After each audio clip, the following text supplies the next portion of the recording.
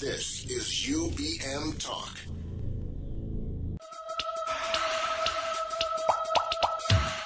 Ladies and gentle peoples, Baseline is in the air. This is UBM Talk on urbanbroadcastmedia.com.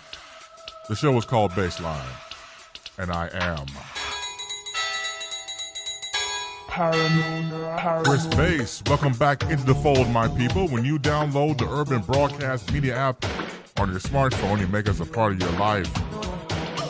Show email, I am chrisbass@gmail.com. Facebook.com/Chris Bass, CHRIS, B as in broadcasting, ASE. Twitter.com @Chris Bass, all one word. And the phone number for you to call in and connect is 312-754-4333. Once again, for the cheap seats, 312-754-4333. Welcome back, my people. Always nice to have you here. Man, I can't wait to get a new pair of glasses. Man, I'm going blind. I ain't lying to you, man. I'm damn near Ray Charles and Stevie Wonder combined. We ready in there with her? Okay, please play her beautiful beam footage, please.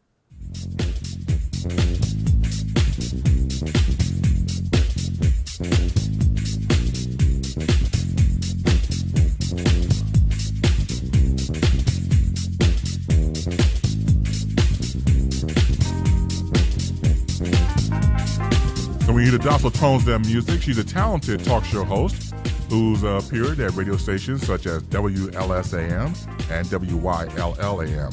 Over the years, she's a frequent guest on television talk programs such as WTTW here in Chicago television, ABC, CNN, MSNBC, and many more. To bring us Deborah's World, please welcome back to Baseline, the one, the only, the irreverent Deborah. Hey, Chris. Hey, how are you doing? I'm fine. Can I stay? Of course you can.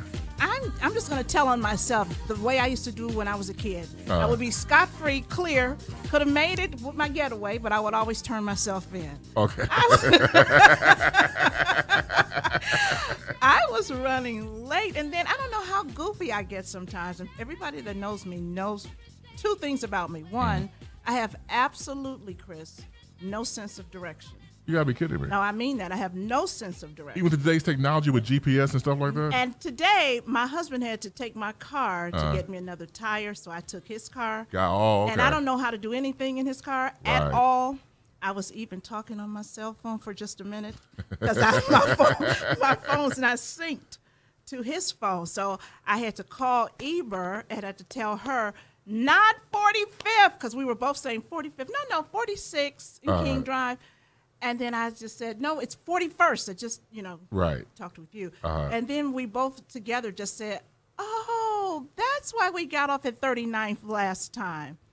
Duh. So I'm embarrassed. But thank you so much for your generosity. Oh, no, please. All the time. Thank you so much. Oh, thank you. No, as a matter of fact, I was going over here's the one thing. I'll just share this with the audience. I haven't heard the show from last time because I got something with my audio on my laptop. That I can't hear it, unfortunately. So I got to get that fixed. Yeah. But I was just replaying it in my mind. Yeah. And I just, like I said before, we've been doing this for a while with radio. Right. We just have like the type of memories where we can go back and just sync out stuff. But I already know it was a good show. It was. When I got home and, we had the little issue with the extraneous audio. Right. But when I was sitting down editing it, because I was going to try and edit out as much of the music that I could, sure. I was going to break my computer because I didn't want to cut out certain stuff. I wanted everything to stay in. Yeah. And I have to tell you, Chris, I was on the floor laughing. And you have to hear it because we have a lot of music is still in there. Yeah. But, and as it happened, and I was thinking, now, did Chris do that? Because all of the stuff I saved was mostly Chris. It was mostly you. But it was really good stuff. Oh, it was really good stuff. And some of the stuff I was telling my son, now you go back out of here. Go back out of here. Yeah, it's not for all ears. No, Right? because I'm 17, Mom. I know about that. Well, come on in then. Okay, then. give him a free pass, right? I gave him a free pass. It was Yeah. too good to, pass up. Right. Well, in the week we exchange, conversations. We talk a bit, I should say. And Yes. build our show. Mm-hmm. So coming up in this segment, and of course we call this a show within a show, we're going to be talking about Bruce Jenner. And I have just a few questions about that. We want to talk about that, you and I, Chris. Mm-hmm. First of all, I'm just wondering, what makes a woman? Seriously, what makes a woman? Did I say Bruce Jenner? Mm-hmm. I don't have to say Caitlyn Jenner if I don't want to, do I? Or do I? Well, but it's politically incorrect to call him Bruce now, so you got to address him by by Caitlyn. All right, then I'm just going to walk a fine line and say Bruce Caitlyn. Well, so for Caitlyn. right. For Caitlyn. Right. Braitlyn. Right, Braitlyn, right. So what makes a woman? Also, would you be okay if your straight sibling or your straight son or daughter came home and said, "This is my new significant other, the person I'm going out with now," and that person was transgendered. So I want to get into that. Right. Also, it was something else about Bruce Jenner I wanted to talk about too. And that is, well, I'm going to kind of leave that for the Eber segment because Sure. when she sent me her stuff, it was like, I want to talk about Bruce Jenner. Okay. So I won't hog all of the Bruce Jenner, Right. the Braitlyn up. And then Josh Duggars. Have you ever watched the Duggars? No, I haven't. I get tired of shows like that, but I covered on my show too with the whole thing about, Josh and the. Here's the thing I don't like. Mm-hmm. What I don't like about that is, and you said it perfectly when you was going over the topics about this, in your program, about the hypocrisy of the whole thing. See, I don't like when people, for example, select hell. So, for example, you're going to hell, and I'm going to hell, and she's going to hell, but that's my son, and maybe he did molest two of my daughters, but he doesn't go to hell. He gets a free pass. Maybe purgatory, but not hell. Well, see, actually, that was a question that I raised because I have a whole different view on this Duggars thing, and I have to tell you, I too have never seen the Duggars.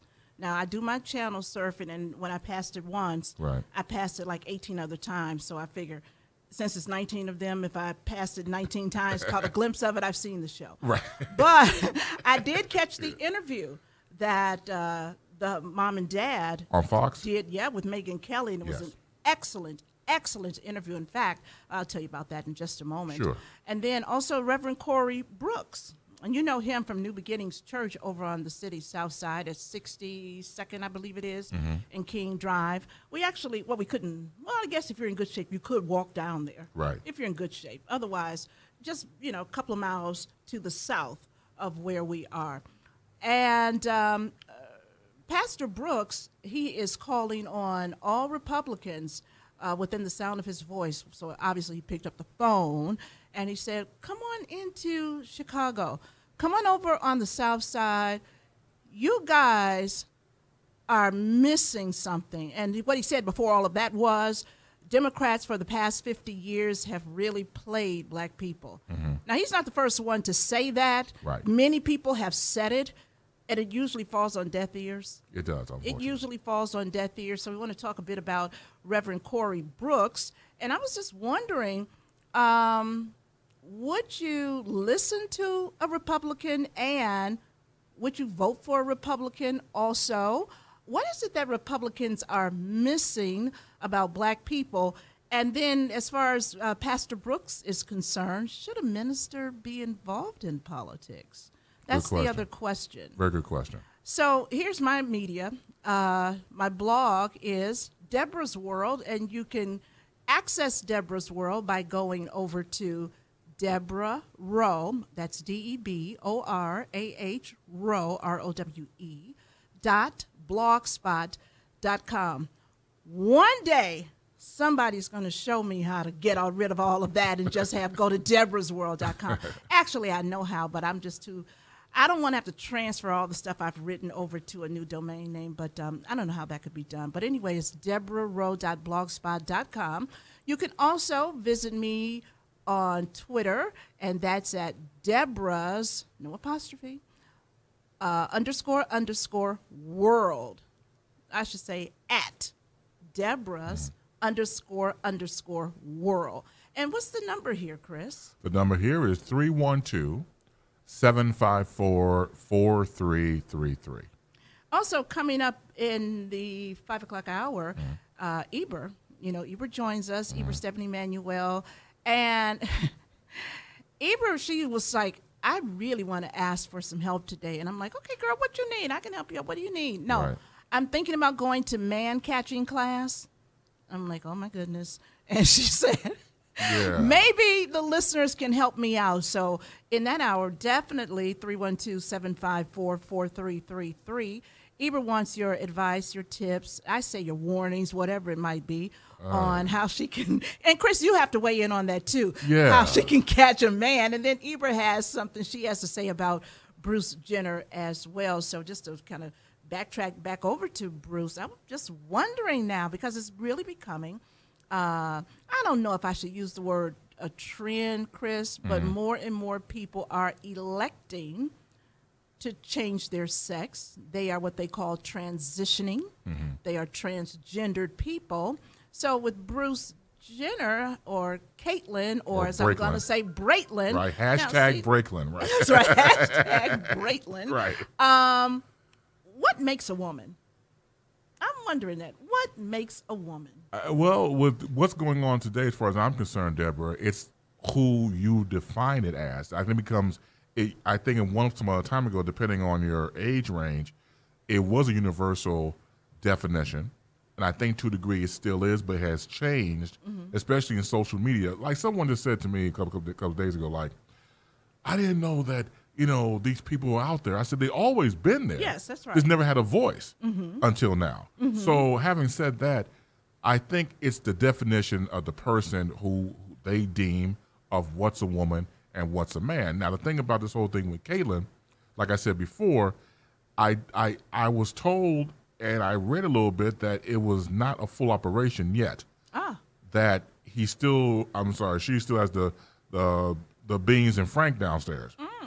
So then how you define that? Because remember the interview that he did with Diane Sawyer at ABC, which I only saw snippets of. Right, and I watched a good hour and a half of it. Okay, and so she asked Bruce Jenner back then, so how do you define yourself? We get the operation, and he said yes, all the way, and he said yes. So but I'll still like women. Okay, so you'll be a lesbian. That's right. And he said no. And she was like, okay, explain that. And he's still sounding confused. If you're, how is he, 65? You shouldn't be confused at this point right now. That's right. You know exactly what you want. But he did say also that I'm a woman. I'm a woman. And I'm thinking, okay, but you're not a woman. No. You say you're a woman and you believe you're a woman, but that doesn't mean you're a woman. This is just in my opinion. Sure. And if you have a different opinion, obviously we are all adults and we are all entitled to, our own points of view. But I'm thinking, okay, so is there a way to get an operation so that you could just be a lesbian? Because he says he's not a lesbian, but if you identify yourself as a woman that likes women, that's a lesbian. That is a lesbian. Right. Yeah. You can't change the game now. Well, yes, you can. Unless, I'm saying, but look, how many definitions do we need? See, and then that's the other thing. I think that increasingly people, and not all, and in fact, I don't even think it's the majority, but I think a lot of people would prefer that there be no definition. You be whatever you want to be. If you want to say that you're a man this year and next year you're a woman and the year after that you're a girl and then you're a boy, whatever you want to be, you can be. And I think that I really do believe this. A lot of people feel these are unnecessary labels. These are very necessary labels. It's a reason why we have these labels and the way we are defined. And I'll put it this way. Right. Until she's able to get a chromosome transfer where she has the chromosomes that indeed do genetically make a woman, then maybe I'd look at it differently. Yeah. Right now, she's just a guy who decided, I'm going to have some electrolysis, do some hormones, wear this kind of makeup, lengthen my hair that way, wear this kind of clothing. I'm a woman. No, baby, you're not a woman. Because it's a lot that goes into being a man, and it's a lot that goes into being a woman. Yes. And just saying, you know what, I'm going to do all of the cosmetic stuff and then declare womanhood, doesn't work that way. But when you put yourself out there like Caitlyn has, as I wouldn't call it a freak show, but I would call it, you put yourself out there to be judged, to be ridiculed, and you're defining yourself. Look, if you were a private person, then we would know nothing about this at all. That's right. But the fact that you are a celebrity, you have celebrity status and everything else, the whole, Kardashian thing has taken off through the roof over the years. So you've always been out there as a public figure. So you put the premise out there for someone to ask questions. Okay, so what are you? He's a man who believes, or says he believes, because I'm not even convinced he really believes he's a woman. I think he is feeling more comfortable in identifying as a woman. And I do want to say this too. Sure. And I mean this sincerely. I am absolutely not in favor of harassing, ridiculing, vilifying individuals who decide, you know what, tomorrow I'm going to be a new sex. But what I'm also saying, but don't harass, vilify, or ridicule me if I don't choose to agree with you. Right. I agree you should live your life the way you want to and happily ever after.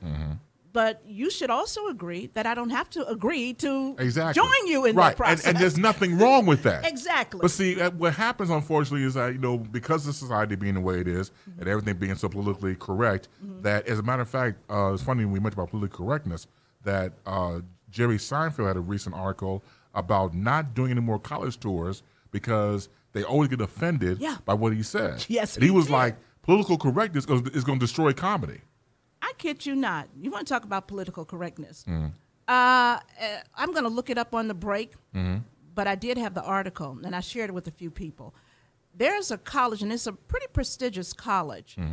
They were having a speaker to come in who took a different position on an issue that was not politically correct, and I kid you not. The university then set up a room that had pillows and videos running of puppy dogs frolicking and blankets. It was a calming room so that those kids who happened to have stayed and listened to an opposing point of view could then go into the calming room and watch the puppies frolic on the video and lay on the, and the candy, everything to soothe them. That's political correctness run amok. Good night.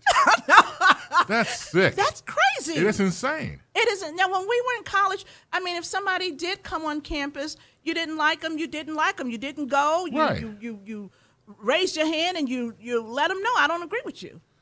When I was at Columbia, for example, being a radio major, I was taking I think it was broadcast sales I was taking. And I won't name the program because he's very well known in the industry. Yeah. He had arrived to speak to us about the station he worked at and how this station was about to overcome, at the time, WGN. And GN, of course, had been #1 radio station for like 25 years straight till this station had come along. Okay. All right, having said that. Right. This guy said to us, in order for not only 5 of us black men and black people in the whole class, everybody else is white. Yeah. In order for you to be successful, you must marry a white woman. He did not. Yeah. Well, a lot of people actually took him up on his. Yeah. A lot of successful guys took him up on his. But he did say that. Yeah. We disagreed. Good. We thought he was drunk. But come to find out he was very serious. But we didn't hate the guy. Right. We didn't hate on him. So it's just okay. We just happened to agree to disagree. And Columbia, that was it. It leans very liberal, but they didn't have a comfort room set up for you. No comfort room. No, we just sit there and take it. I was thinking about that whole comfort room, and I don't want to fall too far away from Bruce Jenner, but I was thinking when my son goes away to college, he's going into his senior year, if I thought his school would set up comfort rooms for the students to go to when they heard something that they didn't like or disagree with, I would pull my son out of that school. You would? I would pull him out. And he would have to transfer because I would feel the intellectual environment clearly doesn't exist there.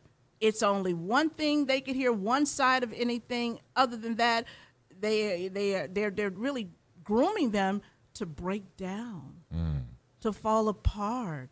And that's why so many people, when they hear stuff they don't like, they respond immediately via their emotions. They don't even try to listen to any reason, or they can't even put up their own argument. They just lash out. Right. That's what that leads to. It's amazing. Running to comfort rooms to watch puppies. That's the point we've gotten to. Snuggle under your blanket. I didn't like what she said. Oh, that's what happens. That's sad. We're a sad group of people. That really is. Gotta take a break now, man. I can't do no more after that. I'm say, Jesus. You listen to Deborah Roll, of course, bringing us Deborah's World. Take the break. We'll come back with more of that. Chris Bass and Baseline, UBM Talk, UrbanBroadcastMedia.com. Stay close. Chris Bass and Baseline, UBM Talk, UrbanBroadcastMedia.com.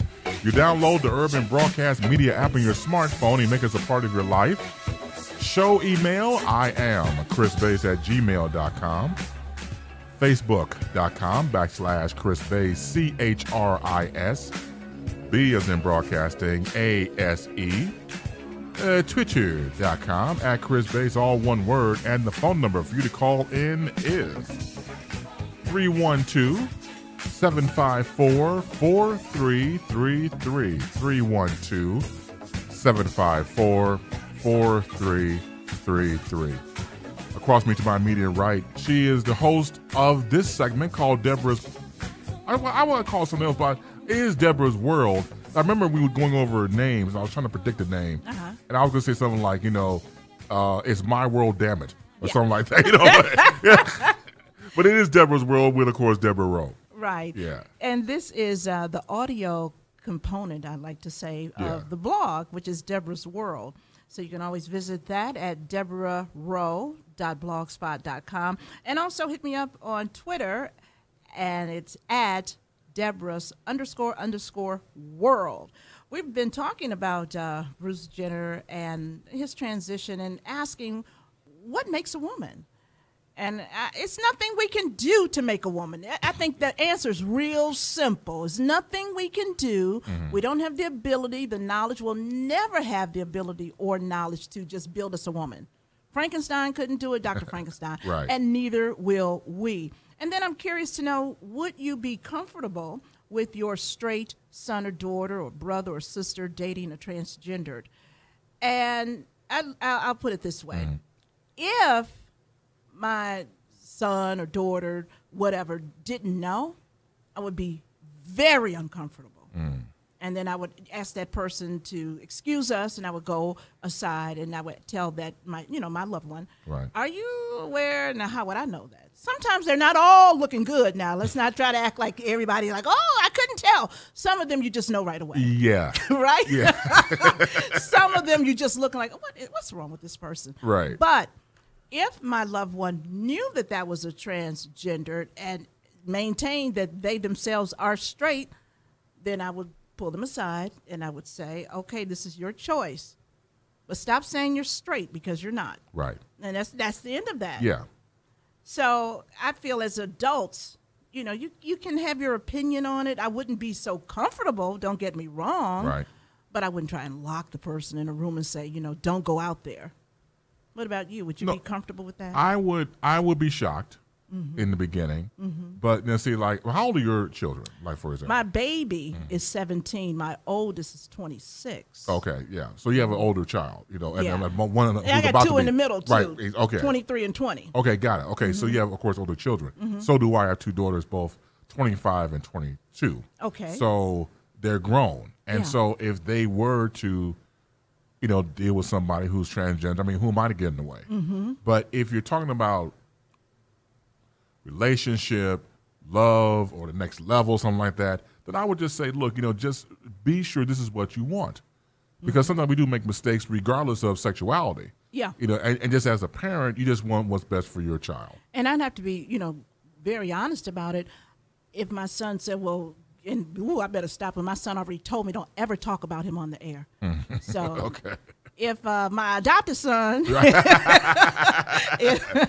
who kind of looks like me and my husband, like me and my husband, right? And if he were to come home with somebody like that, I would tell him, I would say to him, I don't agree with it. I'm not comfortable with it. and this is not when he was 17. Let's say he was 21. Okay. And I will not give you my blessings. However, I will be respectful to that person. And that goes a long way. Now, that's what I would say. Mm-hmm. I would be very respectful. And no time can anyone ever enter my home and I'm disrespectful, that I am not courteous, that I don't roll out hospitality. Mm-hmm. That's the way it should be. Right. And that's just the way it would be. And you know, and we just said before about respecting goes a long way, because we've heard the horror stories where someone comes out to their mother or father and parents, whatever, and literally are kicked out of the family. Yeah, and that's ostracized. That's not cool. No, right. That's not but cool. It has been done and continues to be that way. Yeah. Especially now with transgender teens, the suicide rate is up to 43%. That's what they say. Mm-hmm. You don't think the numbers are like that? I don't really believe that. And why is that? Because I know when you dig further on most of these issues, where they, tell us these shocking stories to lead us one way, then when you dig deeper and go into other sources, the numbers are just a fraction of.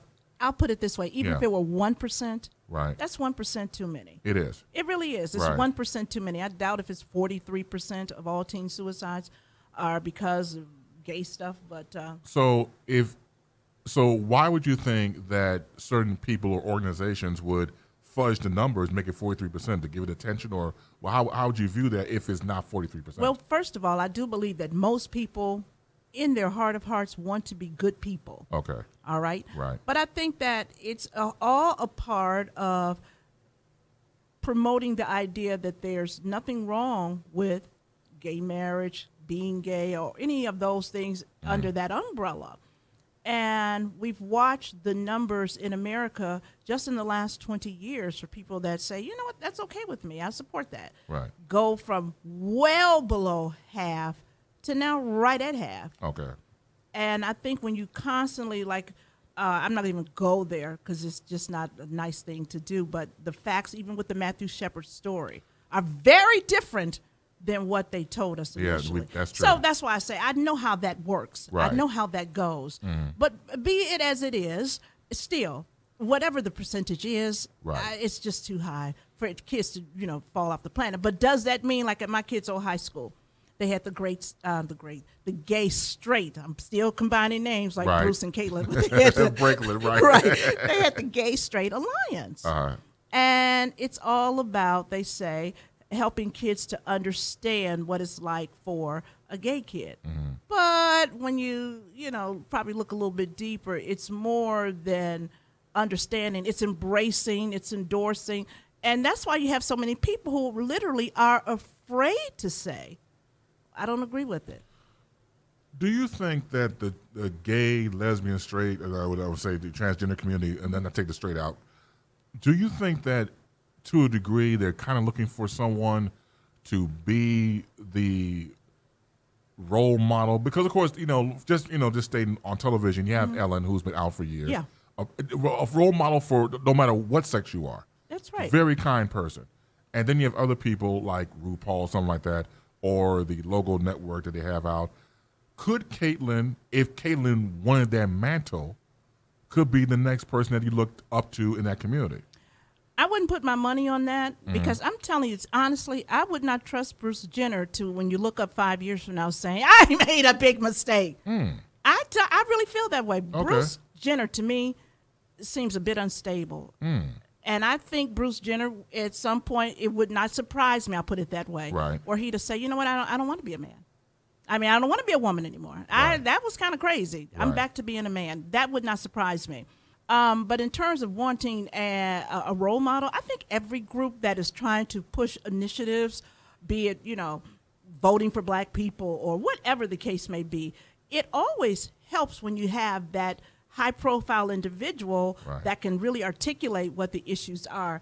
That's a good thing.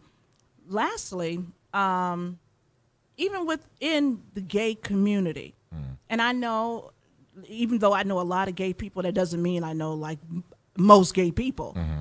But I do know a lot of gay people are not supportive of gay marriage. You never hear that, though. You would think that all gay people want to that support gay marriage. Lots of gay people don't support gay marriage. Right. See, that's the problem. That's what I'm saying. Sometimes these things get put out there in the atmosphere, so to speak, to give us a perception that, most people support this or all people feel that way. And then when you get down into the nuts and bolts, you'll find gay organizations that you'll find percentages I don't support that. Right. I don't want to be discriminated against, they'll say. I want to have the same rights as everybody else, but I don't feel gay marriage is, a part of that. And I've known many gay people that feel that way. That would be a nice conversation for another time. I think so, too. Yeah, absolutely. I think so, too. Our number here is 312-754-4333. The phone lines are open, aren't they, Chris? Yeah, you do that so well. Chris. I mean, really, you're silky smooth. Thank you, Chris. Yeah. Oh, you're welcome. Thank you. Yeah. Now, let's talk a bit about the Duggars. And we can't really talk a lot about the Duggars because neither one of us have seen In the program, right? The 19 Duggars or whatever they call the 19 show. and counting. 19 and it means there could be a 20 Of course, coming. yeah. Okay. Yeah. But I did see, and let me just back up a bit. For those of you who are not aware, I guess he is the eldest son of the Duggar clan. His name is Josh. Right. Yeah. Exactly. Well, word has come out that Josh, and they use the term, and I think it is an appropriate term, he molested a couple of his sisters, a couple of other younger girls, and I think even the babysitter. And I was watching pretty much a montage of clips of people on television yesterday who were talking about this, and they were calling him a rapist, a pedophile, lots of other very, very vicious names. Well, here's the thing. What Josh did, and nobody knew he did anything. The girls didn't know he did it. I should say the two sisters and the babysitter. They didn't know he had done anything. What he did was, while they were sleeping, he touched their breast with their clothes on. He didn't go under their blouse. And don't get me wrong now. I'm not saying, that was really nothing. I'm not saying that. I did say that is molestation. Okay? But what I'm also saying is he's not a rapist. And he's not a pedophile. He was 15 years old at the time. He was a kid, too. He was a boy who had too many hormones raging, and he had no control of himself because he also did it to the babysitter. And then there are two younger girls. Now, those girls were awake, and I didn't get real clear on whether or not he touched them over or underneath their clothing. So I don't know about that. But I'm just wondering, how do you feel about the fact that juvenile records are sealed? Okay? His record was leaked. Somebody in some court system where they live, somebody had to take that record and leak it to, I think it was People magazine or Us Weekly, one of the tabloid magazines were the recipients of that record, and they ran with it. I'm very uncomfortable with that. I think that the laws are in place for a reason. True. Now, if they had gone through the court system and maybe, pleaded with the court, subpoenaed somebody, whatever the legal maneuvering might be, and they were awarded that, which probably wouldn't happen, okay. That's a process that they went through. But for someone to say, yeah, they call themselves Christian. In fact, they have an idea who the woman is that leaked the records, and they are right now talking to an attorney. Okay. Supposedly, this woman said, there's one more thing I want to do before I retire. So, no, I don't like it. No. I don't think it's right because here, let me kind of put that next to this story. Sure. When we had the bad situation down in Ferguson, the young man that died there, Michael Brown, he had a record too. Yes, he did. That record was sealed, and a lot of people wanted to see what was in that record. Right. But that record could not be unsealed, and that's the way it should have been. And I'm glad it did stay that way. Right. But what if someone had said, yeah, okay, everybody trying to hold this gap like he was some angel goody two-shoes. I'm going to give that record to Fox News and let them run with it. It would have been wrong, and people would have been outraged. Right. I don't like what they've done with Josh Duggar. He did molest them, but there were consequences for his actions. Yeah. How do you feel about it? Well, first of all, I like the fact that you brought up the issue of sealed records. Because as you know, like I've always said, people use the phrase, don't worry about it. It's business, not personal. I changed over the years. It's always personal. Yeah. No matter who you are or where you come from. Now, having said that, I think that at times when you're like the Duggars and you're going around Bible thumping and you're saying that you shouldn't do this, you shouldn't do that, and they have every right to say, but sometimes fanaticism comes in all types of forms. And so some people just are overzealous in certain religions. And we have holy wars over the years, for God's sake. But let me ask you a question. Do you think that the Duggars, and I'm running a risk here because the only thing I really know about the Duggars is from the interview that I saw, but are they zealots? I would think in the ears of certain people, yes. Okay. Because when you go back to, once again, certain fire and brimstone type preaching, and you shouldn't do this, and you're going to hell, and you're a homosexual, you're going to hell, everything that outside. But then this happens in your family. Where is that same fire and brimstone? It's different, of course. It's been extinguished because it's your son. Huh. And I've seen people, and I actually know people who are real fire and brimstone Christians. And those are the Christians that do, I think, the faith a lot of harm. I didn't get the sense that that's what they are, and they could be. I have not seen any of their episodes, but that issue was actually raised where Megyn Kelly from Fox News, she did ask, well, why would you all still want to do a show knowing full well what was in the background there, knowing what your son had done? Right. And they said, well, for a couple of things. One, we addressed that issue. We were more concerned with our son's heart, which they said we believe our son's heart was in the right place because no one would have known anything. He's the one that came to us crying and said, Mom and Dad, I have done something really, really wrong, really bad. Number one. Number two, they did talk with police, and they did put him in counseling, first a Christian counselor, but then they put the entire family in counseling. And I'd had to say this. I really wonder this.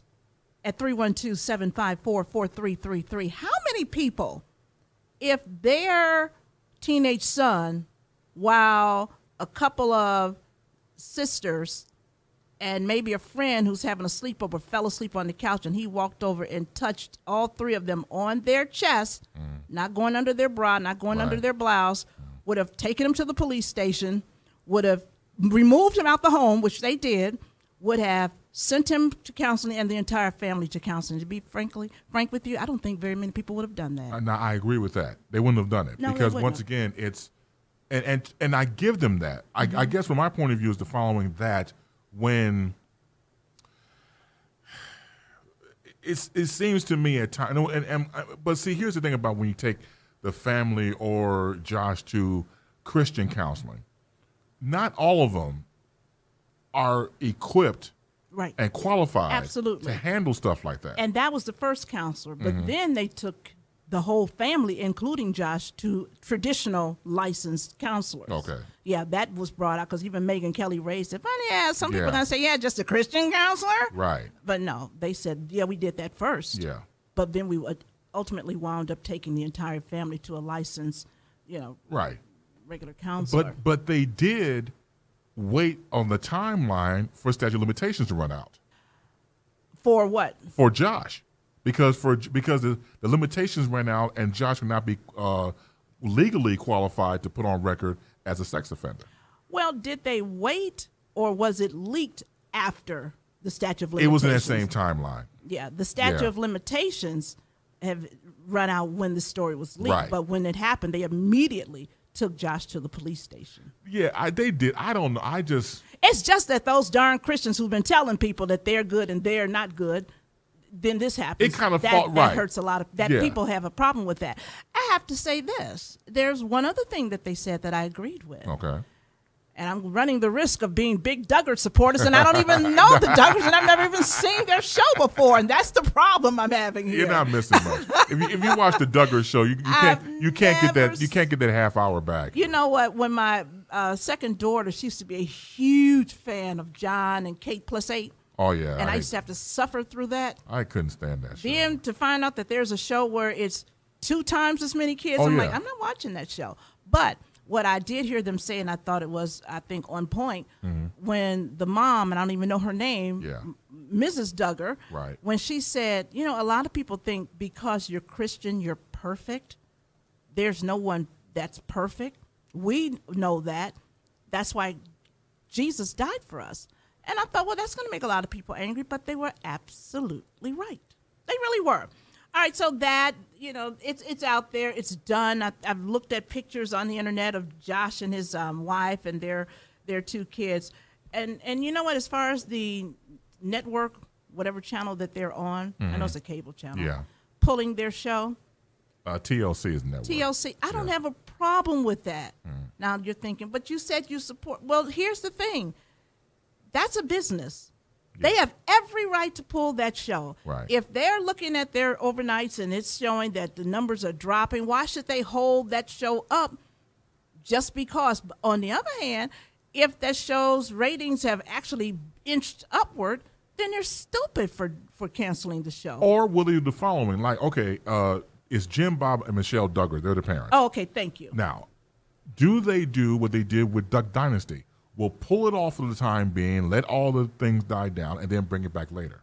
That could happen. I also heard that there is some discussion right now of making a show for, I believe it was the 2 girls that did this separate interview. And those girls, by the way, feel that they have been re-victimized by having those records leaked. Right. And now they're under the spotlight. And you can get that, too, because if there were some other woman who had been molested, and her records were just thrown out there, people would be outraged. You're re-victimizing the victim. Now they're just saying, hypocrites. Well, you know, okay, let me ask you this as well. When you're dealing with this type of programming with the 19 kids and counting, is it about moral? Is it about morals, or is it about money when it comes to the standpoint of, do we take the show off completely, or do we just, like I said before earlier in the conversation, just wait till everything dies down, and then bring it back up? Because, you know, no harm, no foul right now. I think when it's all said and done, it is about money when you talk about TLC. Yeah. Because remember Dog the Bounty Hunter? Yes. And he had made some racially charged comments in his home. Right. And I have a huge problem when people record people in their homes and then put it out there. That's wrong. It is. They snatched his show off. Right. They brought his show back. I don't think it ever really hit the heights that it had at one time. Right, yeah. But to answer your question, Chris, I think it's ultimately about money. Yeah. And I don't even think morals. What do you mean is it about morals? Since when do TV and radio management people have morals? I just did this. I just did to get an ire out of you. That's all right. I just thought about that. What? Morals? What? Morals? They don't even go together, right? They don't go together. Well, let me ask you this too: the interview that was on Fox with Megyn Kelly. Yeah. I've heard mixed reviews. Did she give it a snowball interview, or was it a straight interview with pointed questions? I actually would applaud Megyn, because I went back and forth. Some of the time I was thinking, okay, now Megyn, you better cool it, because your viewers are not going to like you're really turning the screws on the Duggars. I felt that quite a bit. Okay. Then other times I felt they already answered that. Go on, ask something else. You know, come on. So I thought when you in its sum, I thought it was a very even-handed interview. Interesting. I really did. And that's saying a lot too. You know, you know how people are about Fox and stuff. Oh, but I heard mixed reviews about the interview, but more so that it was a straightforward interview. It was very straightforward. Yeah. I think when I saw Megyn Kelly on Jimmy Kimmel's show a couple months ago, I think one thing's for sure, and this is almost with everybody, she doesn't probably want to retire from Fox. She probably has aspirations to do other things. She wants to be as successful as she can on Fox. Right. So when she's on Jimmy Kimmel, and I was waiting with bated breath to see how the audience would receive her, they went crazy. Interesting. She's very attractive. Oh, yeah, she is. But I kind of thought it would be a tepid response. Like, okay, yeah, we'll just be polite. They went crazy when she came out. She was funny. She was on point. Right. She engaged with Jimmy. So she was thinking, I'm sure in the back of her head, I can't softball these people. Right.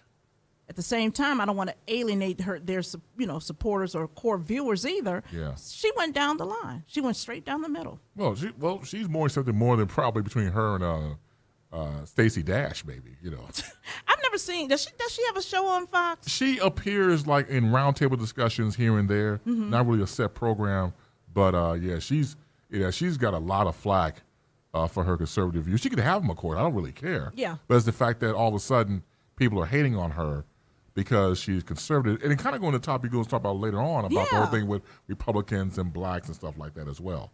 Okay. Yeah. And that is coming up because it'll deal with what Reverend Corey Brooks is doing. Right. And those of you who have, known about Reverend Brooks, you've been out to his church, I would really like to hear your thoughts on this as well. Absolutely. I really, really would. So we're on the break.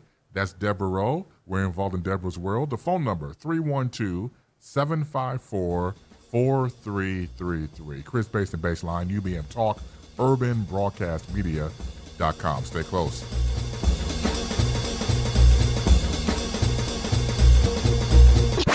urbanbroadcastmedia.com Chicago and around the world where your voice is heard. This is UBM Talk.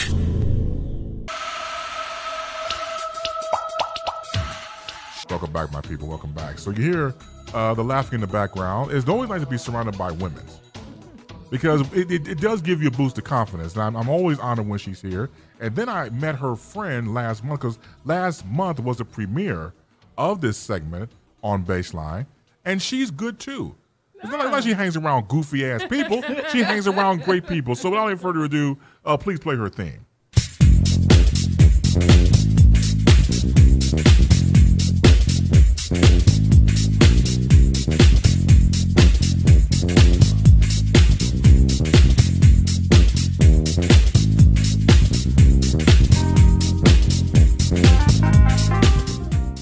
Once again, to bring us, we're in her world, we're just, occupying space. Deborah's World, the one, the only, Deborah Rowe.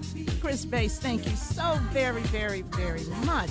And of course, Chris, everybody that wants to just pick up a phone, they can call us right now at 312-754-4333. You can also hit me up on my Facebook fan page. That's Deborah's World. You can go to Twitter and tweet me at Deborah's _ world. And what else can we do? You can go over to my blog, Deborah's World, and that you can reach at deborahrowe.blogspot.com. Enough with all of the contact information. It's time now to turn over and reach out to Eber. Stephanie Manuel is here. Hey, girl. Hey, Deb. Hey, Chris. Hey, how you doing? I'm great. Thank you guys for having me on. You know we love having you here. I'm glad I'm here. We had a good time last time. Now we had so much fun. Yeah, we did. Eber, I was telling Chris before we went on air, when I was editing the show the last time, and by the way, you can find it over on my blog. It's on the radio archive page. I was just cracking up. I was laughing so much between Chris, between you. I was just saying, I'll be right back. But everything else was just really, really funny. Before you came into the studio, we had been talking about Braitland. That's what I'm, lovingly. I love, so I do kid. We were talking about Bruce Jenner. And also, we talked about the Duggars. But I wanted to get a few words in here about Reverend Corey Brooks. I don't know if you saw him on television recently. Not recently, but last week I think I saw him. Yeah, he's reaching out. He wants all of the Republican candidates to come in and really listen and find out where blacks are and where we're coming from and what we have. Is there any meeting ground here? Right. Because Reverend Brooks says that for the past 50 years, Democrats have played blacks. That's essentially what he said. And he says it's pretty much the definition of insanity that if you keep doing the same thing over and over and getting the same results. Right. I say we're not getting the same results. We're getting worse results.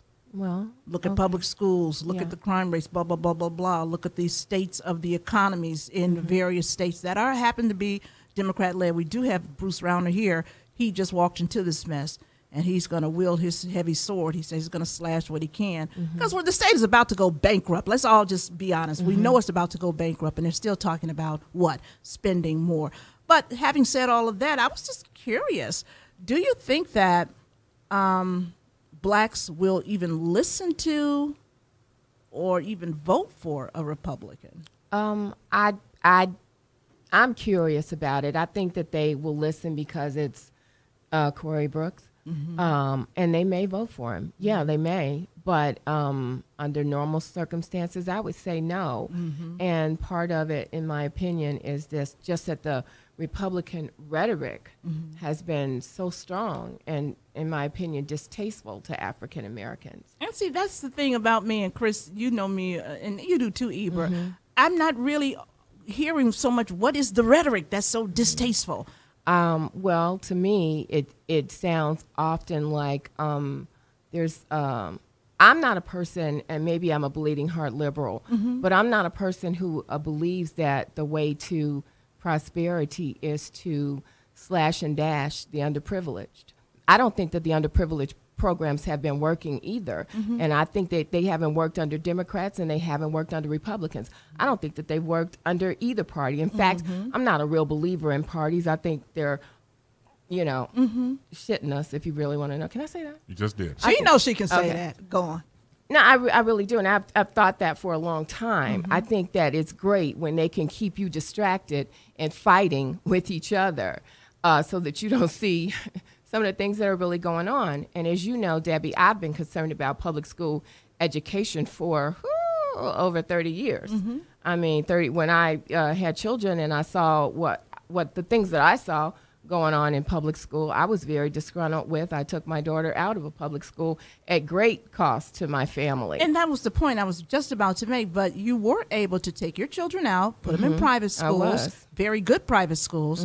So and I'm just going to say it, when Democrats say, no, we need to keep all our kids in these schools. We have our unions that need to stay intact. We've got teachers that are depending upon this. And you look every year and you see reading levels drop, although I think in the last year or two they've inched up just a tad. Not impressive, because when you lay it against anybody else, it's still way behind. Right. So when the rhetoric that supposedly, oftentimes for some people is distasteful, what the rhetoric from the Republicans really has been, we need to cut some of this money. It's a lot of waste, and we need to put some of that money in a pot accessible to parents that want to put their kids in charter schools. Yeah. Choice is what they call it. Let me say something about, for instance, about public school. In my opinion, teaching a child to read is just not that damn hard, and it's not expensive. And so there's a reason, in my opinion. Look, we can't be smarter than these people. We can't be smarter than everybody, right? So if you take homeschoolers, and I homeschooled one of my daughters for 3 years, because they told me that she was never going to go to college. Okay. And as you know, my daughter went to college and she graduated with honors. But I brought my daughter home. And one of my main objectives was to improve her self-esteem, because people were telling her that she was not capable of learning. So the first thing I had to do was make sure that was not impressed upon her. And in fact, my daughter I think she was 9 or 10 years old, and she was so angry at me. And when I brought her home, after 3 weeks, she came to me and she said, I was so angry with you. She says, but you're right. I had started to believe that I couldn't do it. And that happens. It happens a lot. Even with my daughter, my youngest daughter, who is autistic, when she was diagnosed over at the University of Chicago by one of the nation's top child psychiatrists, and a loving man whom I still do have a lot of respect for, but he told me point blank, she'll never read, and she'll never do this. My daughter does read, and my daughter does, do all the things that they said she could not do. But I worked. My husband worked. We drilled. We supported. We nurtured. So if kids who need not just the special services, but kids who really probably are exceptionally bright kids, but if they are not being given the necessary question thing, is, why aren't they being given because of that? the low expectations. Exactly. Nobody expects. But a low expectation, changing a low expectation doesn't cost anybody money. Yes, it does. How does it? When when leadership has to demand that you've got to change your attitude. And by the way, we need to change some of the ways that we teach, and some of the ways and some of the approaches. I saw one school, and on television. I didn't know I was going to talk about this with you because Debbie will get me really good after this because, where's your documentation, Eva? Where's your backup? But I will do that. She will. I was watching television and this principal had decided that he was going to use dance and rap music as a way to teach the children. And the kids were so happy and the teachers were happy and the kids were all over the tables. And I thought, well, that's a way, but that's just one way. That's not the only way. No. There's so many ways to approach education that do not cost you money. And you cannot tell me that well-educated individuals and politicians, you just can't tell me that they're dumber than the rest of us. So my question is, what is your agenda? What is your agenda? Why are our children not being educated? Well, it's not all children. It's children in inner cities primarily. Exactly. Primarily across the country that are not being educated. You can go to any major city in this nation of ours, and in the urban communities, dropout rates hover between 50 and 70%. Yeah. Don't take my word for it. Google it. And another thing, Debbie, is that I've talked to some teachers. Of course, I know a lot of teachers. My mom was a teacher.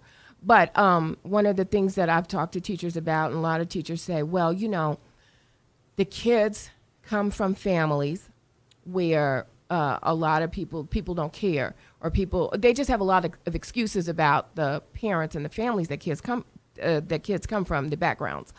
But now, I was saying 30 years ago, so what? If you know that that's the environment that they come out of, then you have got to adjust what you're going to do here in this building to meet the needs of those kids. So socialization, why can't it be taught? I don't understand that. Simple civil skills. Well, see, when I said low expectations cost, they're very expensive. Two things. One, we've got right now this Common Core curriculum that they're working on right now.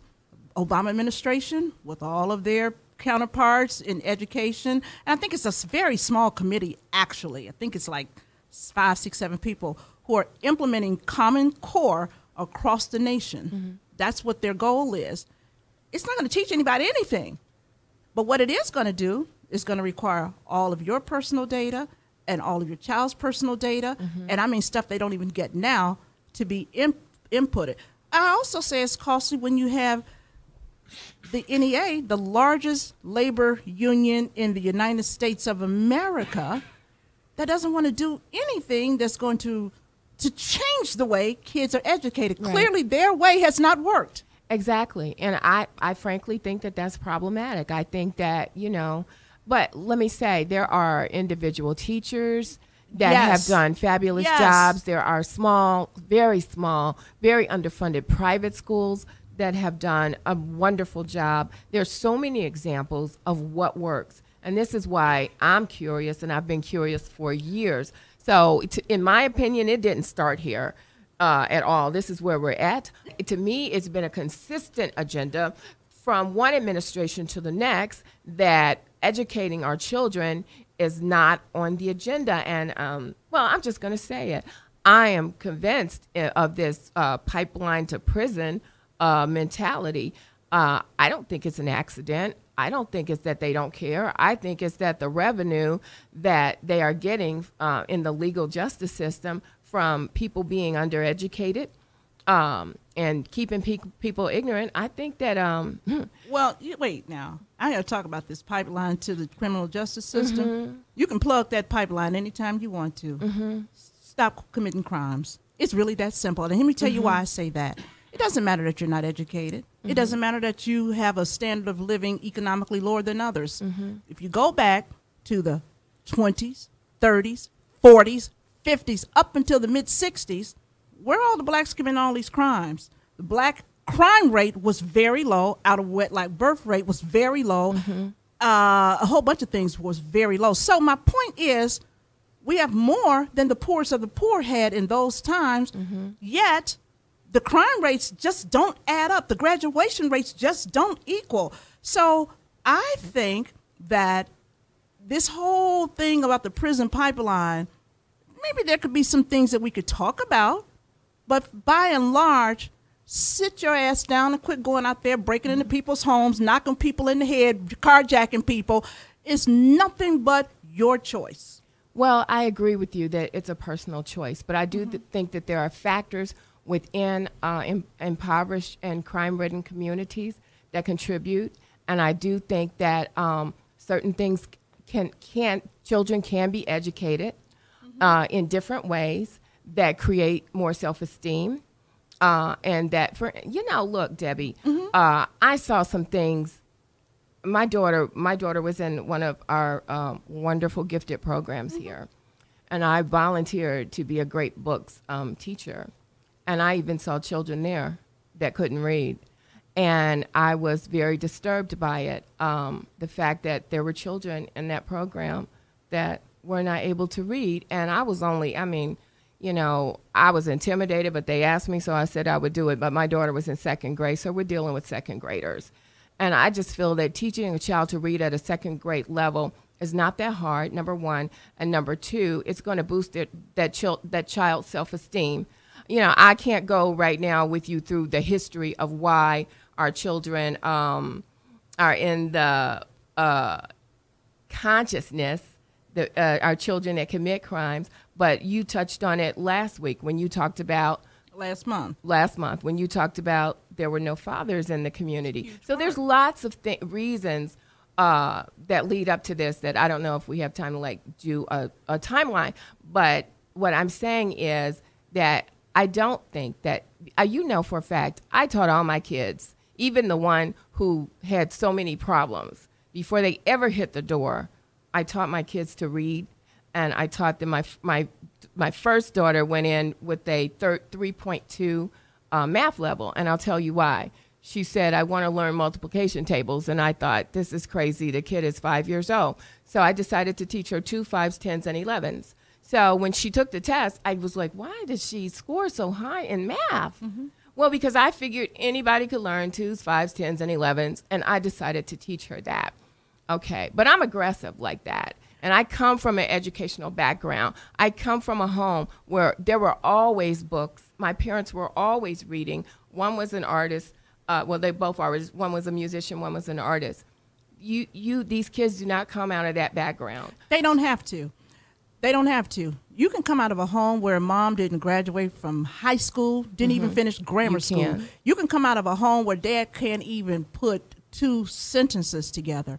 And you can raise children who are educationally, academically proficient and successful. How do you do that?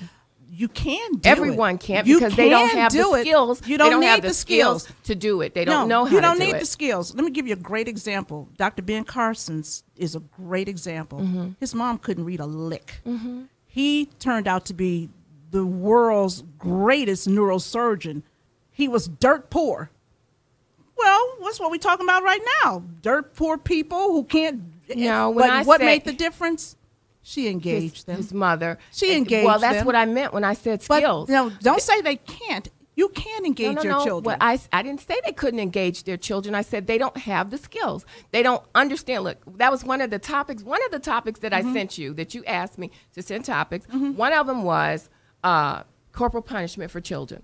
I've seen people get on Facebook and videotape themselves, their children, how afraid they are of, getting beat and just humiliating their children, right? And they think, that is a proper engagement for discipline.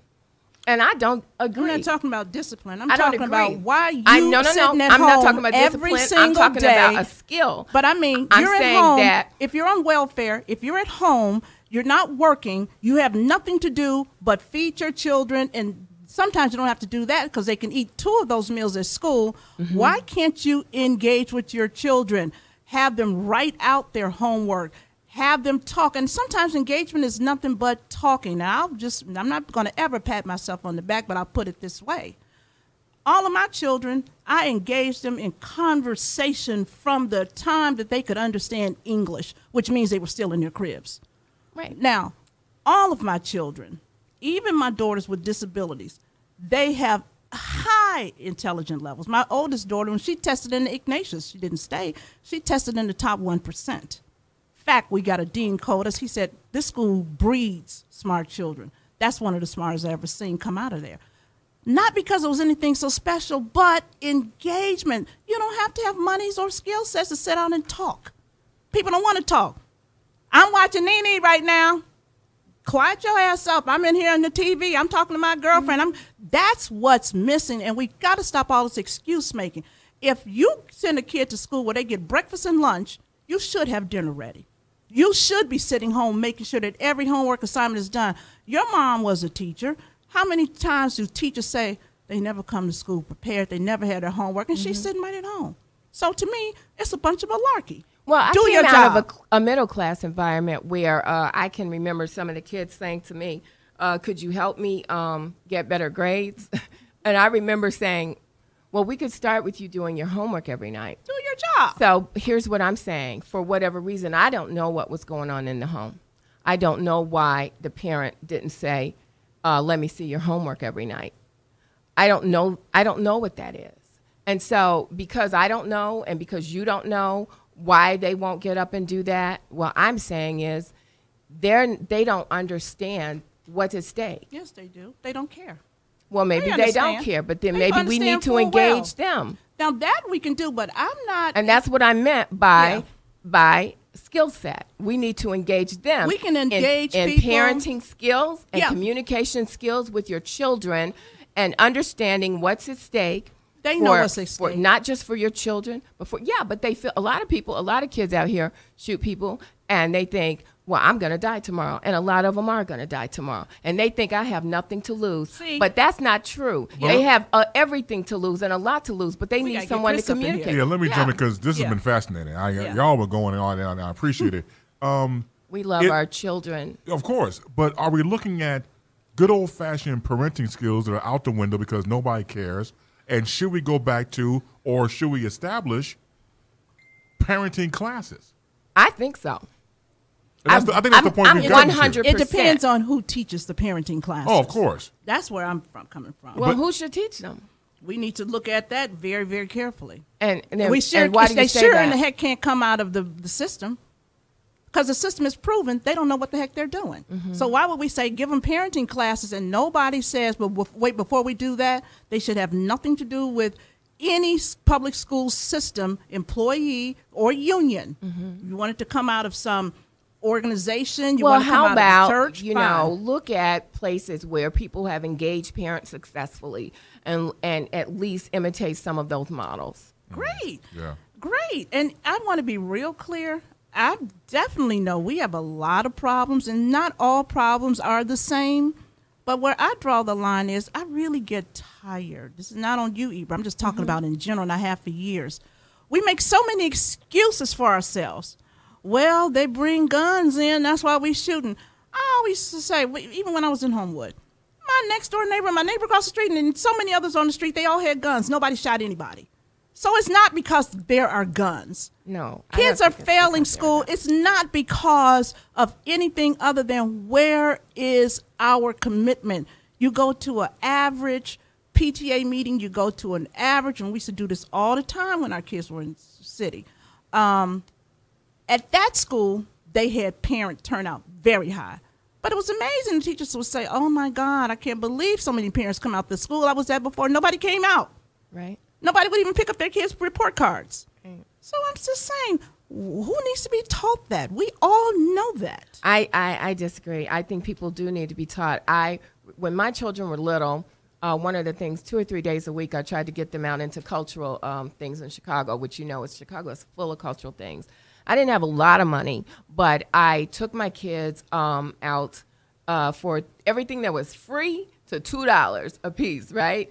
I took them out 2 or 3 days a week. And one of the things that was very disturbing to me, in fact, I made a couple of friends, was I didn't see black parents. And and I repeatedly saw the same 2 women, and we actually became friends, and we kept saying, well, where are the black people? And I was disturbed because there was all different ethnicities, but there weren't black people. And I was speaking to someone about it, and I was saying to him, why aren't they there? What is going on? And so he said to me, well, they don't know what's going on. I said, yeah, but it's in the newspaper. And he said something to me. He said, they don't read the newspaper, Eber. he was like, and I was like, yeah, but it's downtown Chicago. You know, there's a lot going on downtown Chicago. And he says, you'd be shocked at the people who look outside their windows and look at the skyscrapers and never, ever go downtown. I believe that. I believe it too. We're on the break, and this is the show within the show, I was told. And she's absolutely right. Deborah Rowe with Deborah's World alongside Eber Stephanie Manuel. And I'm just a spectator. Chris Bass and Baseline, UBM Talk, urbanbroadcastmedia.com. I love conversation. We're on the break. Be right back. And welcome back into Baseline. Chris Bass back with you. This is UBM Talk, urbanbroadcastmedia.com. When you download the Urban Broadcast Media app on your smartphone and make us a part of your life. Show email, I am chrisbass@gmail.com. Facebook.com/Chris Bass, CHRIS. B is in broadcasting, ASE. Last 25 minutes of Deborah's World. Of course, Deborah Rowe brings us every second Monday of the month. And alongside her is Eber. What is it? Eber, what's his last? Stansberry? Where'd you get that from? She was a second grade teacher when I was growing up. For real? Stansberry. I didn't know that. Okay. No, Eber Stephanie Manuel. Right, there you go. Cool.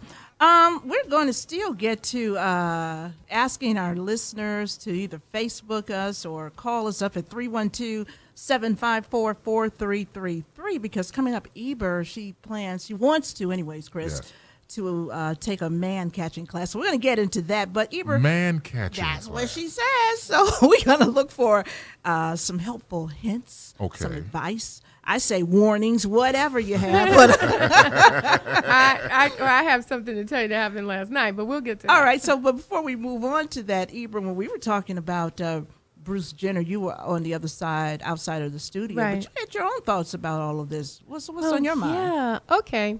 I did not. Well, I'd heard all the rumors about it, but they were all on what's that show? Like it was one of those. Like TMZ? Yeah, like a celebrity gossip show, right? Mm-hmm. Which I don't pay a lot of attention to. I thought in the end it's probably not going to be true. And I took a little TV hiatus because I got some bad news, and I'm one of those people who kind of withdraws. So I probably didn't watch TV for 2 months. So I missed the 2020 interview. Mm-hmm. And I look up on Facebook, and I see Caitlyn. And I was like, oh, my God. Oh, my God. Oh, my God, what happened to Bruce? Oh, my God, this isn't happening. This can't be true. Well, I got a little pushback from my opinion about it and mostly my disappointment about it. And so I wanted to say... Why were you disappointed? I was so disappointed because I really liked Bruce Jenner as a man. He was just iconic. He's like a Michael Jackson. This is someone who's actually been in my life and in America's lives. And so he's kind of been like our big daddy too. And I know people don't like the Kardashians, but I don't know why I like or dislike the Kardashians. What difference does it make? However, in my opinion, Bruce has been the most solid character on there, even though I actually haven't watched it in 2 years. But okay, he's been the most solid character there, and that's saying a lot. That's saying a whole lot. Well, I mean, and I listened to the advice that he gave them, and the things that he said, and even the way they snuck around him all the time. Right. It was clear that he was holding it down, and as calm as he seemed to be, it was clear to me that if he seemed to be the voice of reason for that family. And they were always sneaking around him. So I'm like, he wasn't a pushover. He was kind of cool, but he wasn't a pushover because they were good and scared. Some of them said, well, we better not tell Bruce. We better not tell Bruce. So I was very disappointed. And to me, it kind of felt like I lost someone, you know? And I felt the same way. Well, look, let's face it. We all kind of felt the same way every time we would see Michael Jackson, transformation. Because we grew up with him and we thought he was so fine. Like, why would you mess with your looks? Like, you're amazing looking, right? Don't do it. But, and I guess it was okay when it was Michael Jackson for people to tease and whatever. And I was like, then someone said something about like, you don't support gays. I'm like, I don't even think he's gay. I'm not even sure that that's an issue. And that's not true. It was just that I missed him. And I'm interested to see what kind of woman Caitlyn will be, of course, because I thought Bruce was, some kind of man. I thought he was a man's man. Did you take it as a death? It sort of felt like that to me. Okay. It really did. And I can't imagine what his family is going through. And I think that they've taken it well, and they've been very supportive of him and everything. And kudos to them. But I would have been devastated if it had been me. And that doesn't mean that I don't support anyone's right to do what you want to do. It just means that I was disappointed. It just means that I would miss him. And I think it's kind of weird that we can't say that and that we can't talk about it. Yeah, see, she didn't hear what we were saying on the other side. She was on the other side of the booth. That's exactly my feeling, Eber. Yeah. I mean, I don't feel like I'm just in mourning or anything like that, but I do feel that I really like he them. should be able to live his life and go ahead and enjoy himself, but I don't have to join the party. Yeah. I don't have to join the bandwagon. By the way, I wrote a blog post about that. Does everyone have to celebrate, the Bruce Jenner thing? And I don't think so. But if I you think don't, quietly, everybody, I think a lot of people felt like me. He was an icon. And so it was like a loss. Like even now, we talk about him in the past tense. He was this, he was that. Is he still an icon, though? Well, or is Caitlyn the icon Oh, I think now? Caitlyn is. Caitlyn hasn't done anything. Yes, but let me just say, that Kardashian machine, they did that. You can't take it away from them. They did that. Caitlyn is an icon, in my opinion. Oh, no. You know what? For everybody that feels like Eber, that you're in mourning with the loss of Bruce Jenner, I'm serious about this. There's someone else that can step into that role. And frankly, I thought he was a whole lot cuter. Who? Mark Spitz. Okay. Okay, nothing. Yeah, okay. That man was fine. Okay. And they're the same age, by the way. It wasn't about him being fine. Well, he's an athlete too, Mark It was Spitz. just about him being an iconic athlete, man's man, and TV dad. And I like men, and I enjoyed, watching him. I especially, like, my father died when I was 17. So for me to kind of watch some of the advice that he gave his daughters and things like that. Oh, I'm getting choked up. But I really felt like, wow, I really missed that, And she turned her nose up when I said Mark Spitz is ready to step in and fill the void for anyone who's mourning the loss of this iconic athlete, an American athlete. Deb is making fun of me. I'm not making fun of you. Yes, you I'm are. thinking some people are saying, I'm angry at you, Bruce. In fact, I just saw a story about this street. They're going to take down the name Bruce Jenner. And some people wonder, well, should we really be putting up Caitlyn Jenner? Yeah, well, I mean, he's such a part of history. So, I mean, now, look, I don't know him, so I'm not going to be mourning forever. Right. But when I saw the Caitlyn photo, yes, I was shocked. And I was like, oh, no, he didn't really do that, did he? No, not really. That didn't really happen. Yeah, it was a shock to my system. I had to take a moment and go. I kept saying, well, he should have went to an ashram. Everybody should after a long relationship. And I really do believe that, though, long before Bruce, You know Caitlyn. what, though? I don't think any of their family was shocked. I don't think of one, because they said his very first wife, the one he dogged, that sweet little girl, she knew. And did he have someone in between? Something like that. I remember She that. knew. That's what they And said. all of them knew. So all of this, like, oh, my God. I think the kids knew as well. Well, his adult children from the previous relationships and marriage said that we support our father, Yeah. or support Caitlyn, but we will not be on the reality show. No, they have so much more So sense. that was, I had to commend them for that. Yeah. Because as you know, Caitlyn has to make money like anybody else. I get that. And it's going to be a spinoff from our successful show with, the Kardashians. Right. So I get that. But it's, once again, I said earlier when it comes about the word morals. Yeah. I'm sorry for mentioning it. I know people don't subscribe to morals anymore.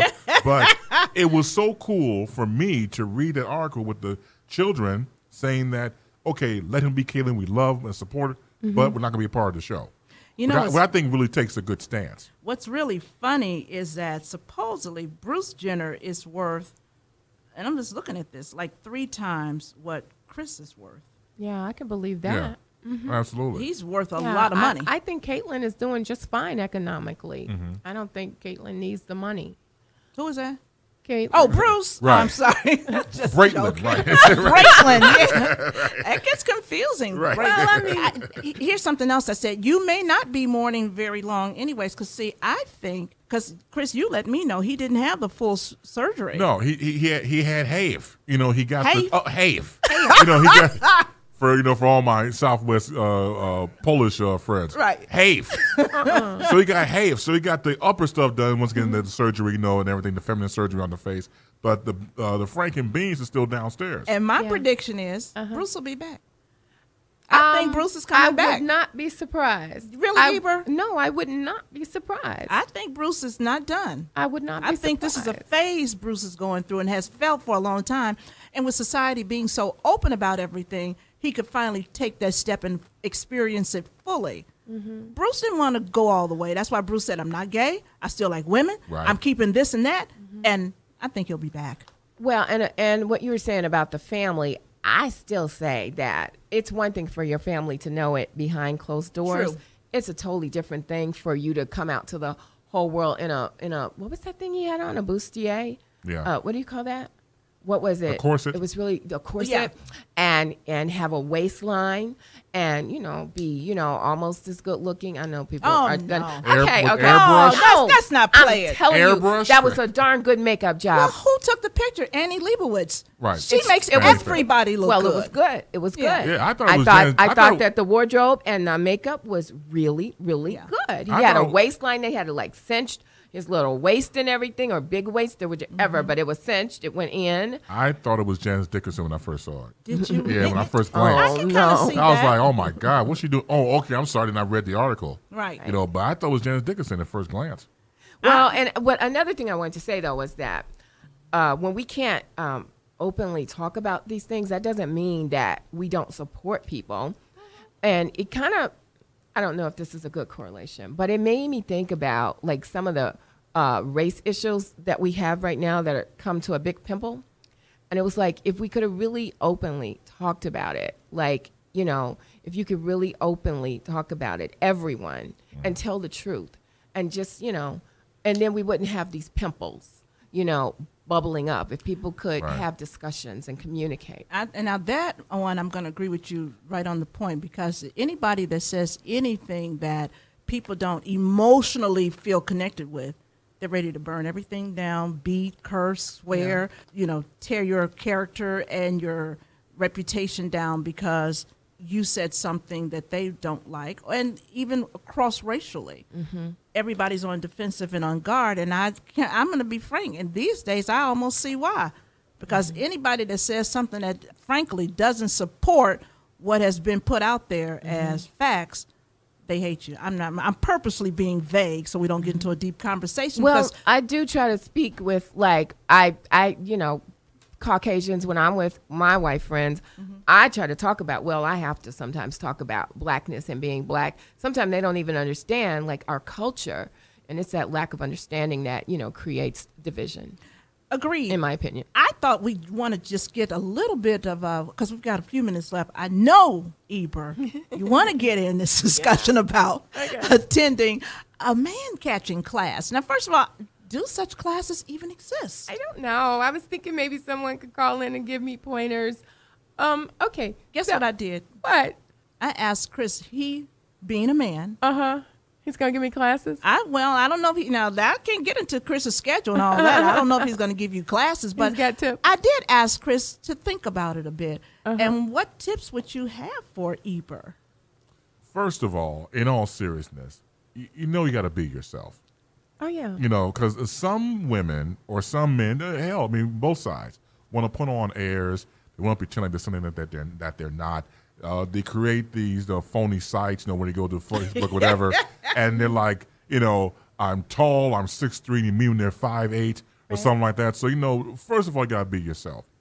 And second of all, when you're looking for certain attributes in somebody else, just listen, because a lot of us don't really listen to people. Sit back, listen to conversation, listen to what they say, and they'll really pretty much expose themselves verbally. I think that's right. Well, Here's my issue. Yes. Okay. People have said I've been divorced. How long have I been divorced? I don't remember, but I've been divorced for a minute, and I was married for a long time. I'm not even just this way. I was married for a really long time, and so my girlfriends have been saying to me, "Girl, you need a man. Girl, you ain't got no man. You said you ain't even trying to get no man. What, don't you want a man?" And I was like, and I just kind of ignore them, and I go, "Wow, they really tripping hard. Like, they're like, oh." And so a man said to me yesterday, he was in my house, which looks really nice, but you can't touch anything because it'll all fall down. Got it. And so he was like, "Oh my God, Ibra, where's your husband?" Like, I said, "I don't have a husband. Why are you saying this? You hurt my feelings." So a friend of mine said to me, "Oh, I'm so glad it was him and not me, because I didn't want to be the one to tell you, but everybody thinks this." And I'm like, so what have I kind of like being independent. Yeah. And I kind of like being, on my own. No, I don't kind of like it. I really, really like it. And I have had some issues in the last couple of years where I was struggling. So I was like, well, maybe do they think I need a man for money? I don't know. I don't know what they think. And but when the man said it, I will say I felt kind of bad because he said it like, "Oh my God, you're falling to pieces." And I was like, I don't feel that I'm falling to pieces. I feel that, I'm coming together. And but my sister always says to me, "You are not paying attention. This man likes you. That man likes you. This man likes you." And I'm like, I clearly don't know when they do, and I clearly don't know how to respond. So I thought maybe they would get, into some tips for me. Well, I have to go back. So how'd you catch your first husband? Well, I don't know if I caught him. Well, you said man catching classes, so I'm just going along with that. I met him on stage. We were both doing a play. I caught a lot of men. He wasn't the only one that I caught there. There's our answer. Get back into theater. Yeah, get back on stage. Yeah, I'm not really trying to do that right now. Get your ass back on stage, and then you could catch men's all over again. Anyway, my thing was, so don't ignore me. Is it really all that necessary? But let me ask you, do you feel like it was like adult peer pressure? I do feel like, yeah, I felt That's like. what it sounds like. It almost felt like they were saying something might be wrong with me. And I'm like, I see, I'm kind of torn with this whole thing I'm hearing, because part of it is Ibra is, she's a woman that's sensitive. She has feelings, but at the same time, Ibra loves Ibra so damn much. I just can't imagine how many people's opinion really influences her. I just can't imagine that she heard somebody, 2 or 3 people said this, and then suddenly, oh, what? No, I'm not buying that. Now, if Ibra just wants to go out and find a man because she wants one, okay, now that one I could buy. But I'm not buying this. I'm just wondering, no, I don't buy it. You don't buy it? I don't buy it. Okay, because it may not be true. I don't think so. Well, okay. But now let me just say, it did put me on pause. Uh-huh. It did put me on pause. And I had to say, I think he's talking about my house because it looks very nice. Yeah. But no, you don't touch that handle. It'll fall off. No, don't turn on that faucet. We'll never get the water to stop running. No, don't do this. Don't open that door like that. Let me get it for you. Right? So it doesn't fall off. But that doesn't mean you need a husband, though. You just need repair. Repair. In the house, right. Yeah. Right. Well, that was the guy. So I don't know what my sister was supposed to call, because she says it to me all of the time. And my other friends do say to me, what's the problem? And I was like, well, I don't think there is a problem. I just think that after being married for such a long time, I frankly feel very much like I needed to pull myself back together and become my whole authentic and true self again, and that I'm in that process. And I like becoming my whole self again. So it's not like I don't want anyone. Mm-hmm. It's just like I just haven't, and I keep meeting 39-year-olds too. What does that mean? Which is significantly younger than me. Well, I won't ask you how old you are, but, that could be a MILF thing. Now, what is that, Chris? Mothers I like to food. So that could be. Nothing wrong with that. Yeah, because I don't drive a fancy fancy car. So I'm like, well, it's not my car. Right. I don't think I look like I have money. So she's elegant and sophisticated. Yeah. No, that's always been the thing. See, we didn't have a name for it back then. Yeah. We just liked older women, and that was the deal. Okay. You know, but now they have these names for everything, cougar and all that type of stuff and everything else. So, yeah, no, please, as long as I put it like this, their legal age, and they're not in the age range of your children, I guess, depending on how old you are, I just say go for it. No, and I don't want to go for it. You want to know why? And why not? No, because I think that at some point you have learned so much about life that I don't want to explain. Like, I really enjoy my age and what I've learned and with the point that I'm at. Right. And I want someone who also has been through some things. And where you don't have to, I don't want to teach anyone. Gotcha. I taught 3 children, and that's enough for me. We want somebody in the same language. You want to feel like you have to speak Mandarin. Right. No, I get that. And please, somebody no more than me. So then that would probably be someone your age or older. Yeah. Yeah. I would say. So that's my only thing about the young man. I mean, that's my only thing. I don't, other than that. I'm sensing something else here because I also believe Ibra loves her newfound call me freedom. out again. I think she's the type, when she wants to go to Arizona and go to the spa. See, I already know all of this. She doesn't want to tell anybody, would it be okay? She just wants to go. Right. So you're talking more about companionship on a regular basis. Isn't that really what you're talking more about, Ibra? I'm not talking about any of it. Other people were talking about it to me. And I decided that I would say, check it out and take a pause and say, is this something that needs to happen? And if so, how do I go? Because I tried to do internet dating. Oh my God, it was just it was team too much. I couldn't. But like Chris, I thought what he said about internet dating describes what internet dating is. People just lying to draw you in. Right. But there are truth tellers there too, do you think? People that are not lying? Girl, I don't know. I couldn't get into it. I tried. Now, I went speed dating once, and unfortunately, I thought it was fun. But I went speed dating with a friend of mine who is very tall and very handsome. Never do that. Never do that. Why? Because everybody kept saying, well, if you're here with him, if you're here with him, I'm like, I'm not with him. He just told me about it, and I was like, oh, I'd love to go speed dating, and we went speed dating together. And so, but I gotta say, it was great. It was like being at a smorgasbord, right?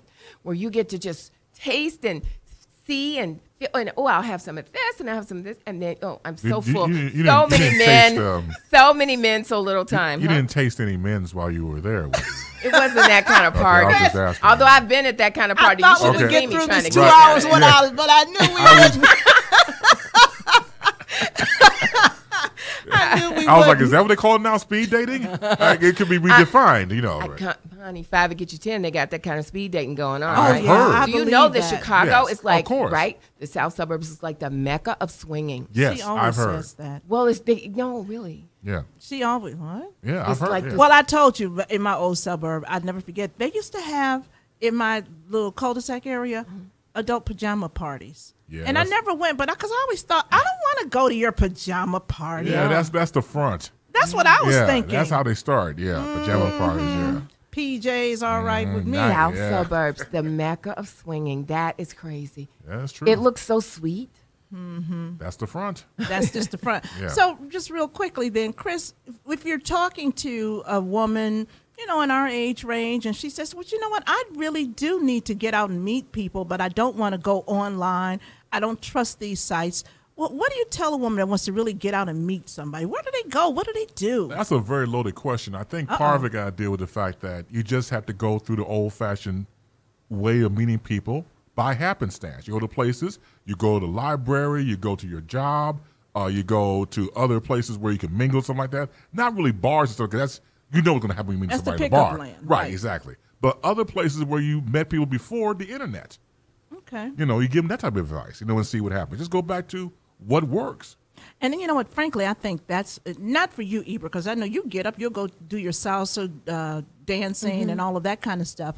But I think a lot of people, especially women, they want this, but they don't want to get up and get out of their homes. They don't want to get up and go out. You got to be out to be met. Everybody has to be more proactive. Because being on the internet is just, it's very lazy, it's very easy. Mm-hmm. And that's why people go on the internet and do the whole dating thing. Mm-hmm. And some work out and some don't because, you're coming from most people I talk to, it's a false position. They're lying to you from the beginning. Yeah. You can't base anything on a lie. Well, I don't know. I know a friend of mine was dating a guy on the internet, and he said to her, "You don't call me enough." Well, now see that for me, I'm like, wow, I would never make it because if you've got to be on a call schedule. Hold that thought. Now, hey, I know we're getting ready to go. Can we go past this? Okay, can you take a call? See, we'll take a call real quick. Oh, okay. Diane, you're on the air. Hi, Eber. Hi, sweetie. Yeah, I just want to say I've known you many, many years, and I have watched you raise your children. I've watched you be a wife, and I don't think it's a biggie that you're not with someone right now. I think this is a time for you to be Eber, to do what Eber wants to do. And I think there's just too much emphasis on, I got to have somebody. Because first, we have to have ourselves and a relationship with ourselves. Yeah. And the law of attraction is still the most powerful position out there as far as having someone. So take care of you, sweetie, and then you'll attract somebody on your same level. Thank you. See, Diane must know you because that's what you feel anyways. I love you.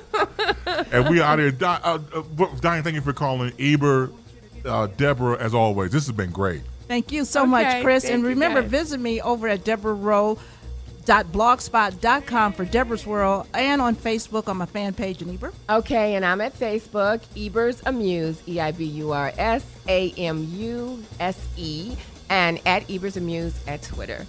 And I'm getting the hell out of here. We'll do it again next month. As always, take care. All right. Tomorrow at 4 p.m., Chris Bass and Baseline, UBM Talk, UrbanBroadcastMedia.com. 1.